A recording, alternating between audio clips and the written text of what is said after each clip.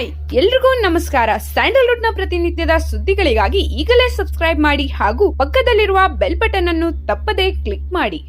ಮಂಡ್ಯದಲ್ಲಿ ಸುಮಲತಾ ಅಂಬರೀಶ್ ಪರ ನಿರತರವಾಗಿ ಪ್ರಚಾರದಲ್ಲಿ ತೊಡಗಿದ್ದ ನಟ ದರ್ಶನ್ ಮುಖ್ಯಮಂತ್ರಿ ಕುಮಾರಸ್ವಾಮಿ ಅವರಿಗೆ ಓಪನ್ ಚಾಲೆಂಜ್ ಮಾಡಿರುವುದು ತೀವ್ರ ಕುತೂಹಲ ಕೆರಳಿಸಿದೆ.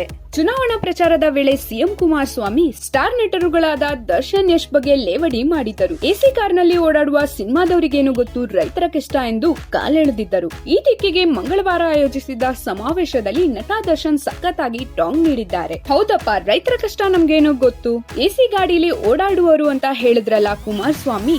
ಅಣ್ಣ, ನಾನು ನಮ್ ಹೀರೋ ಯಶ್ ಅಪ್ಪೆ ಆಟೋದಲ್ಲಿ ಪ್ರಚಾರ ಮಾಡಿದ್ದಣ್ಣ. ಪ್ರಚಾರಕ್ಕೆ ಅಂತ ಸ್ಪೆಷಲ್ ವೆಹಿಕಲ್ ಮಾಡಿಕೊಂಡಿರಲಿಲ್ಲ ಎಂದು ಹೇಳುವ ಮೂಲಕ ಕುಮಾರಸ್ವಾಮಿ ಹಾಗೂ ನಿಖಿಲ್ಗೆ ಸರಿಯಾಗಿ ಕಿಚಾಯಿಸಿದರು. ಮುಂದುವರೆದು ಮಾತೆತ್ತಿದರೆ ರೈತರ ಕಷ್ಟ ಗೊತ್ತಾ ರೈತರ ಅಂತ ಕೇಳ್ತಾರಲ್ಲಣ್ಣ, ಇವತ್ತು ಓಪನ್ ಚಾಲೆಂಜ್ ಮಾಡ್ತೀನಿ. ಹಸು ಕೆಚ್ಚಲಿಗೆ ಕೈ ಹಾಕಿ ಒಂದೇ ಒಂದು ಲೋಟ ಹಾಲು ಕರೀಲಿ ನೋಡೋಣ.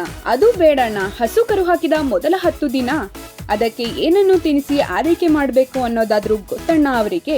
ನಂಗೊತ್ತಣ್ಣ, ಇಷ್ಟು ಸಾಕಲ್ವಣ್ಣ ನಾನು ರೈತ ಅನ್ನೋಕೆ ಎಂದು ಕುಮಾರಣ್ಣಂಗೆ ಟಾಂಗ್ ಕೊಟ್ರು ಡಿ ಬಾಸ್.